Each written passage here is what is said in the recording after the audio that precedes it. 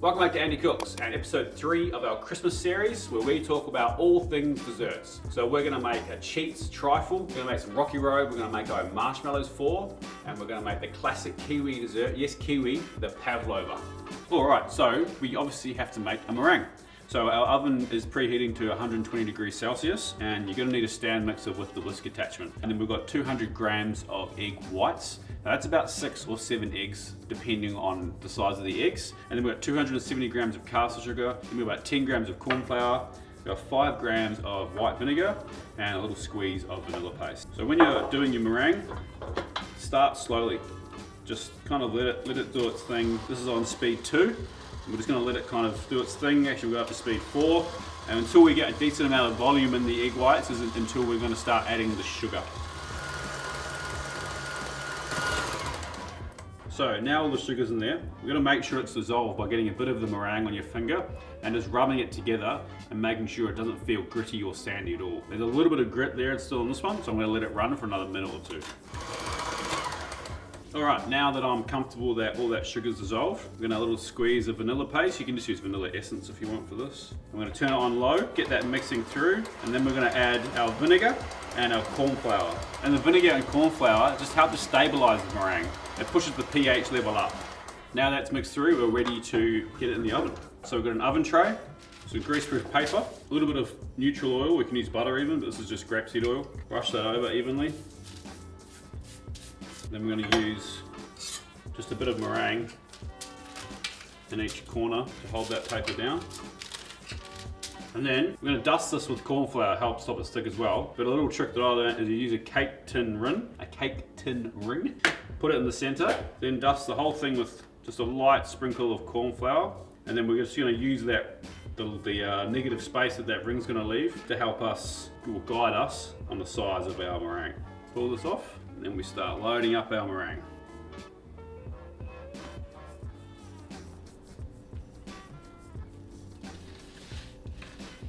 Now you want to try and keep a relatively flat top because we're going to load that up with cream and fruit once this is cooked.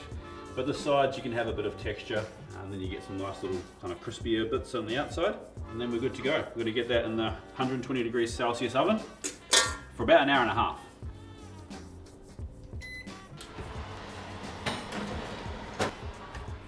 Have a look.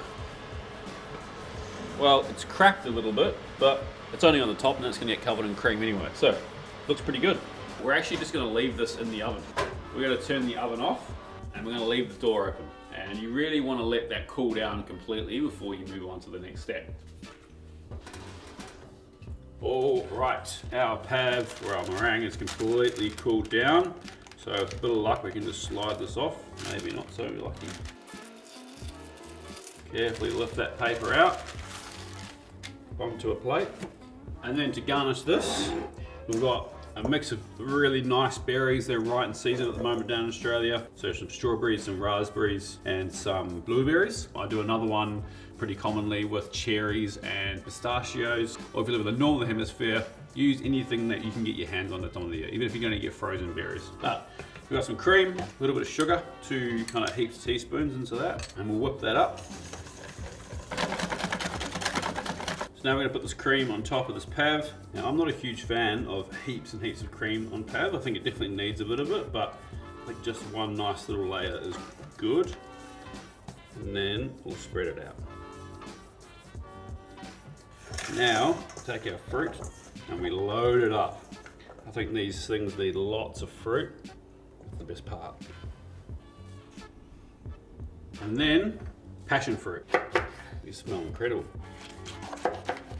The tartness of the passion fruit works super well with this dessert.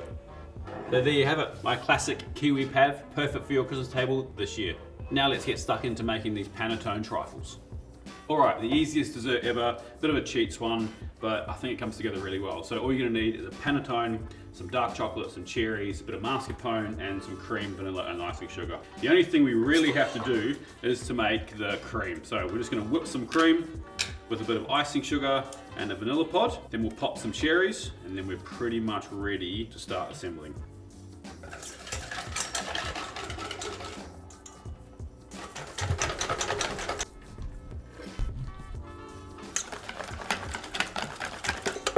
So cream done, mascarpone done. What we're going to do is tip these cherries.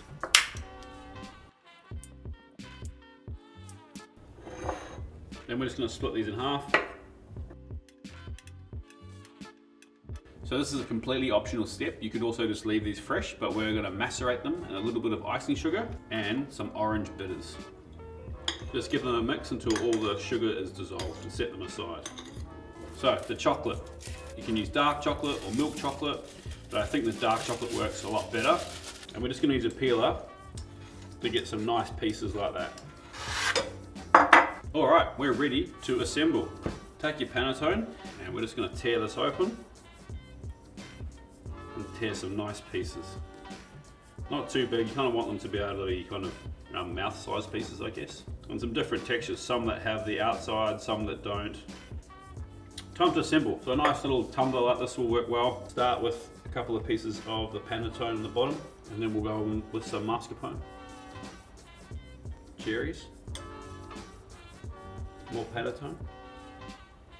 Chocolate shards. Mascarpone. And notice we haven't sweetened the mascarpone at all, and that's for good reason. We don't want this to be too sweet, this dessert. More cherries. And then we're going to finish it with a nice quenelle of our sweetened vanilla cream. A little bit more chocolate. And there we have it, our Cheats Panettone chocolate and cherry trifle. Now let's get stuck into that rocky road. All right, homemade marshmallows. We've got 100 grams of egg white, which is roughly 4 eggs, but make sure you weigh it out. Just start that mixing around and incorporating. And then in a pot, we've got 270 grams of caster sugar, 300 mils of water, and a tablespoon and a half of glucose syrup. We're going to put that on the stove and we're going to get it to 130 degrees Celsius before we pull it off. All right, so gelatin. Now that's a lot of gelatin. We've got 13 sheets of gelatin and we're just going to bloom that in cold water. Just make sure you're getting water in between all the leaves and set that aside. We've also got a vanilla pod. Split that down the center. And then with the back of the knife, you're going to run your knife through the center and collect all those seeds. Set that aside. While we're waiting for our sugar to come up temperature, we've got a tray, an oven tray, a little bit of grapeseed oil, and spread that out nice and evenly. Make sure your tray is nice and clean too. Make sure you don't have any of last Saturday's lasagna still left in the corner. So in here we've got 50 grams of icing sugar and 40 grams of corn flour. Fine just putting it in a sieve and then tapping it over, you just get much more even coverage. Make sure you're getting it in the corners. You want enough so it stops dissolving, if that makes sense. All right, set that aside. All right, so now we're at 130 degrees. Be very, oh no, drop my thing in. Be very careful. This is extremely hot and will basically burn right through your skin. So that's at 130. We're gonna take our gelatin, squeeze out as much water as you can, and then we're gonna put it into our sugar. Now we're just gonna mix that until it dissolves in there. Shouldn't take too long.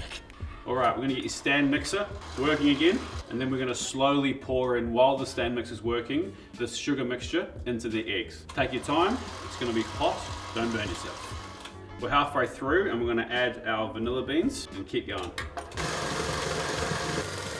All right, so we've got our tray back, with our marshmallow mixture, and you're gonna pour it onto your tray. Now we're just gonna dust this again with more icing sugar and corn flour mixture from before, and then we're going to let this set, and you just want to leave it in an air temperature on a cooling rack.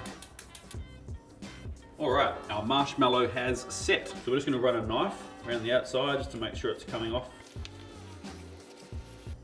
and then I'm going to put a piece of parchment over it. You're going to pull it as tight as you kind of can, really, and then flip it over. Now hopefully, with a bit of persuasion, this should just pop out. So you might need a palette knife just to get under there, and then once it starts to go, it should just pop out. Like so. We're going to dust this again, this side, and then we can cut this up as big or as small as you want. But I'm going to go about 2 centimeters. Once you've got that piece off, just push it away so it's not touching the other side. Now, I better make sure it tastes all right. Yep. From there, we're just going to repeat the other way, and then into that bowl. feel like black was the wrong color to wear today. Give them a toss around. And there you have it, a beautiful bowl of homemade marshmallows. So let's get stuck into making this Rocky Road. So Rocky Road, super easy. And if you're feeling really lazy, then don't even make the marshmallows, just buy them. But we've got about 700 grams of chocolate here, about 200 grams of macadamia nut. We're gonna toast these, we're gonna melt this. We've got some Turkish Delight here as well, which we'll cut up. We'll mix everything together and we'll set it in a tray, a lined tray. And then with the chocolate, we're just gonna break this up just to give it a bit of a helping hand to melt. All right, chocolate over boiling water, and we'll start toasting our nuts. So now we've got some nice color on our nuts and our chocolate is completely melted. In they go. Just stir them through and then back over to the bench. All right, so Turkish Delight. I'm going to cut these into sort of threes, I think. So like roughly that size. And then before we put it in, we just want to toss it around, but you just don't want it kind of covered in icing sugar. Back with our marshmallows, and same thing as before, just give them a light toss so they're not completely covered in icing sugar. Maybe a little bit more because I like marshmallows. And then carefully mix this all together. You want to kind of fold it in nicely and you've got really nice even coverage of everything. And then once everything's relatively well coated, you're going to get it into a lined tray, or you can use a baking tin and push it in there. And don't be too stressed if you don't fill the tray out. You can give it a tap, but that's kind of half the joy of this dish, is it's super rustic. I'm gonna wash my hands and then I'm gonna get this in the fridge. So in the fridge for an hour minimum, but realistically it goes overnight, and then we'll cut it up. So the Rocky Road, it's been rested in the fridge for a good hour and a half. You're gonna keep it pretty rustic. You don't want the pieces too big, or it's gonna be pretty rich obviously. So I reckon about 2.5, 3 centimeters square is pretty good. I'm going to go back the other way. Pile it up on the plate. And there we have it, our Rocky Road with homemade marshmallows. So there you have it, my 3 Christmas desserts I think you should make this Christmas. Rocky Road, classic Kiwi Pav, and the super easy trifle. Thanks for watching guys, I hope you enjoyed this. If you took anything from this video, click the like button below, subscribe if you're not, and a huge thank you to Surfshark VPN for sponsoring this video. We'll see you next week for, what are we doing next week? Salads and seafood, some Aussie classics. Do I need to say the whole thing again? Peace.